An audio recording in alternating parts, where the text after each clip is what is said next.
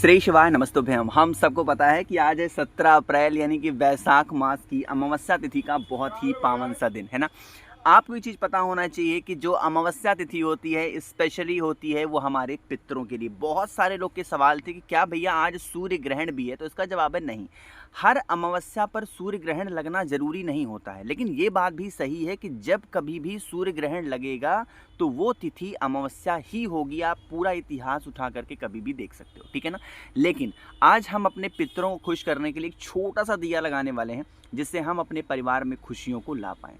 अब आपके दिमाग में होगा कि भैया पितरों को खुश करने से हमारा परिवार कैसे खुश हो सकता है। देखो, एक बात मैंने आपको बताई है कि जीवन में जब कभी भी परेशान हो और उसका सल्यूशन आपको पता ना चल रहा हो, आप बहुत पूजा पाठ कर रहे हो, आप बहुत उपाय कर रहे हो, आप बहुत उपवास करते हो, बट आपको कोई रिलीफ नहीं है, आपको कोई फ़ायदा नहीं है, तो आपको अपने पितरों को खुश करना चाहिए, अपने पितरों को प्रसन्न करना चाहिए। बातें क्लियर हो रही हैं क्या मेरी? चलो, अब यहाँ पर आप लोग को दिखाई दे रहा होगा एक जलता हुआ दिया। ये दीपक गलत है।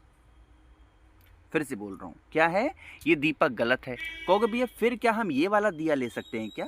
ये दीपक भी गलत है ना। यानी ये वाला दिया भी गलत है और ये वाला दिया भी गलत है। गलत मैं क्यों कह रहा हूँ?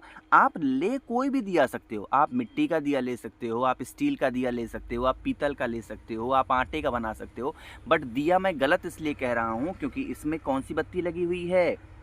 गोल बत्ती। जीवन में अगर तरक्की चाहिए या अपने पितरों को प्रसन्न करना चाहते हो, कभी भी मतलब कभी भी जीवन में कोई भी प्रकार का गोल बत्ती का दिया पितरों के लिए कभी भी मत लगाना। बातें क्लियर हैं क्या? ठीक है ना। फिर कोई सा भी दिया लो, उसमें लंबी बत्ती का दिया लगेगा। अब एक नियम और समझेंगे। वो नियम क्या कहता है?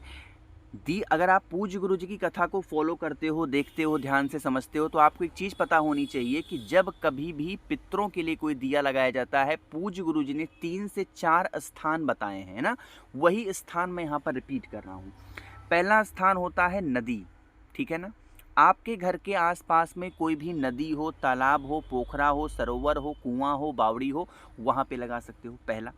दूसरा, अगर नदी, तालाब, सरोवर, कुआं, बावड़ी नहीं है तो आपके पास में दूसरा ऑप्शन होता है पीपल का पेड़। पीपल का पेड़ नहीं है तो तीसरा ऑप्शन कौन सा होता है? वट का पेड़। वट का पेड़ भी नहीं है तो चौथा ऑप्शन क्या होता है?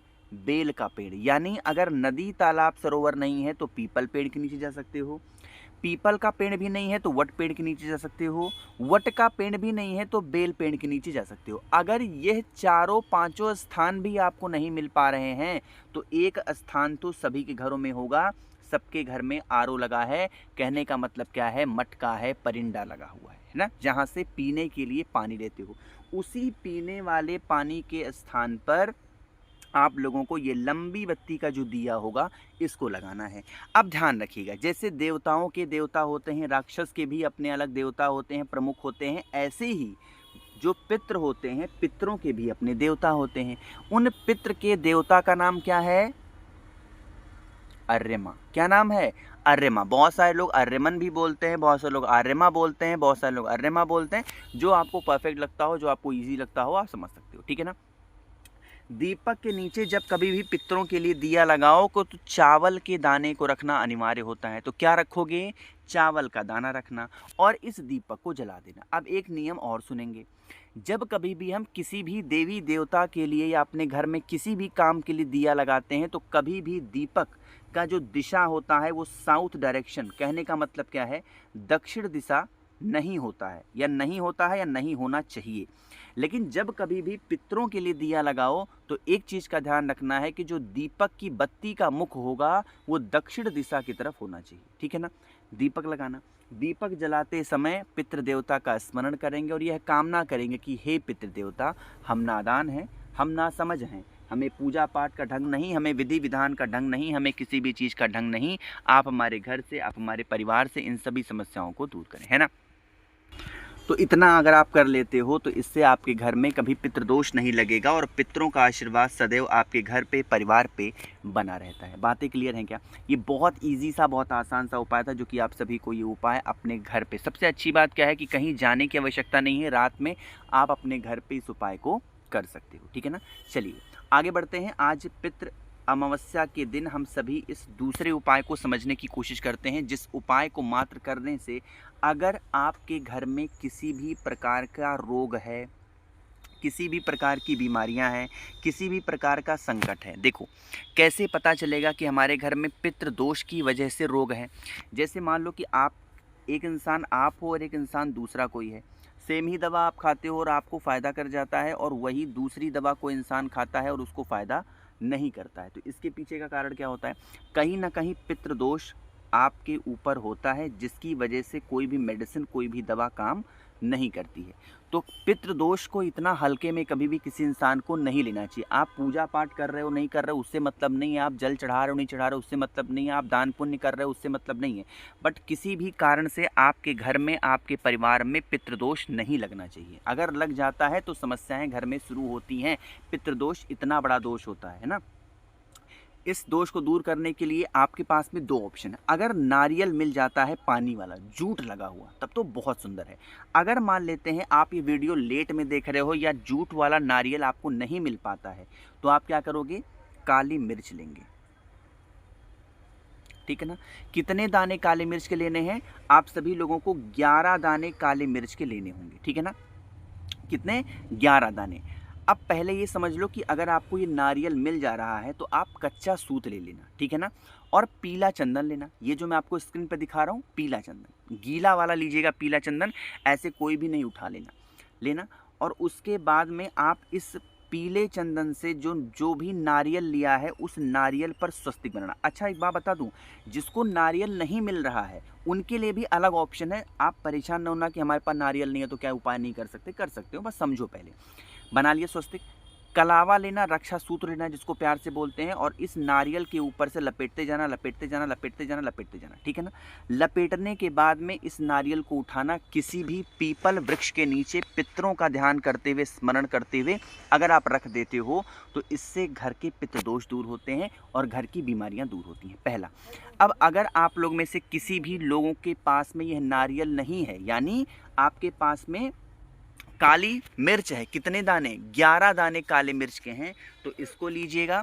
साथ ही साथ आप लोगों को क्या लेना है? पीला चंदन लेना है, और आप पहुंच जाना जो आपके घर के अंदर भोले बाबा का शिवलिंग होगा वहां पर जाना, ठीक।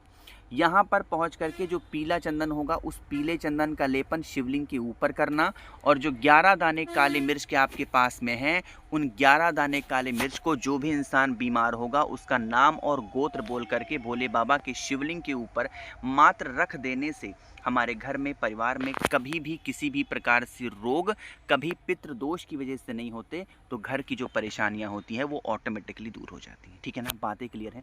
चलिए आगे बढ़ते हैं इस वीडियो के सबसे आखिरी उपाय की तरफ, अपने तीसरे उपाय की तरफ। बट बहुत सारे लोग के सवाल थे कि भैया हमें आपसे बातें करनी है, तो अगर आपको मुझसे बातें करनी है वीडियो कॉल पे या कॉल पे, तो नीचे सब्सक्राइब के बगल में ज्वाइन का बटन दिखाई दे रहा होगा, उस पर क्लिक करके आप मुझसे सीधे जुड़ सकते हैं। या अगर आपको मुझसे और बातें करनी हो वीडियो कॉल पे तो ज्वाइन पे ऑप्शन है, वहाँ पर आप मुझसे जुड़ सकते हैं। कुछ समझ में ना आया करें नीचे कमेंट सेक्शन में पूछा करिए। मेरे जितने भाई बहन आवाज़ पहली बार सुन रहे हैं चैनल को सब्सक्राइब करेंगे और वीडियो को लाइक सभी को करना है, ठीक है ना। चलो अब इस तीसरे उपाय के बारे में समझते हैं। अगर मान लेते हैं आप ऐसे विचलित हो कि आप मेहनत कर रहे हो और उस मेहनत का फल आपको नहीं मिल पा रहा है, बहुत कोशिश कर रहे हो, बहुत मेहनत कर रहे हो, तो आपके पास में यहाँ पर अब दो ऑप्शन है। दो ऑप्शन मतलब उपाय समझो। पहला तो आपको लेना होगा एक काली मिर्च, यहाँ पर गिनती उनती नहीं करनी है, मात्र एक काली मिर्च से एक ठू उठा लो, ठीक। काली मिर्च के साथ में एक आपको लौंग का मतलब फूल लेना है, मतलब कह सकते हो लौंग लेना है जिसमें फूल लगा हुआ हो, ठीक है ना। मात्र एक ले लिया। लेने के बाद में एक बहुत ही प्यारी सी सुंदर सी बेलपत्र ले लो। दोनों चीज़ों को इस बेलपत्र के ऊपर आपको रख देना है। किस पर? एक काली मिर्च और एक लौंग को। जो भी परेशानियां घर में हैं इस बेलपत्र को लेके अपने पूरे घर में आप क्या करोगे? इसको लेकर के घूम लेना। जितने भी रूम्स होंगे, जितने भी कमरे होंगे, उन सभी कमरों में लेकर के घूमोगे और फिर इस बेलपत्र को उठाना। आपके घर के अंदर जो भी भोले बाबा का शिवलिंग हो, या शिवलिंग नहीं है फ़ोटो हो, या फ़ोटो नहीं है मूर्ति है, प्रतिमा है, वहाँ पर जाना और चुपचाप समर्पित करके चले आना। इससे आपके घर के जो भी प्रकार प्रकार के पितृदोष होते हैं वो दूर होते हैं। एक चीज़ का ध्यान रखिएगा, कोई भी दीपक लगाना, वो दीपक दक्षिण दिशा की तरफ लगाना। उपाय करना पितृदोष को दूर करने के लिए तो पितृदेवता अर्यमा का स्मरण करना। बाकी मैंने कोशिश की आप सभी को सब कुछ प्यार से विस्तार से बताने की। कोई बातें क्लियर नहीं है या समझ में नहीं आई है, नीचे कमेंट सेक्शन में पूछें। मेरे जितने भाई बहन आवाज़ पहली बार सुन रहे हैं, चैनल को ज़रूर सब्सक्राइब करेंगे। श्री शिवाय, नमस्तुभ्यम।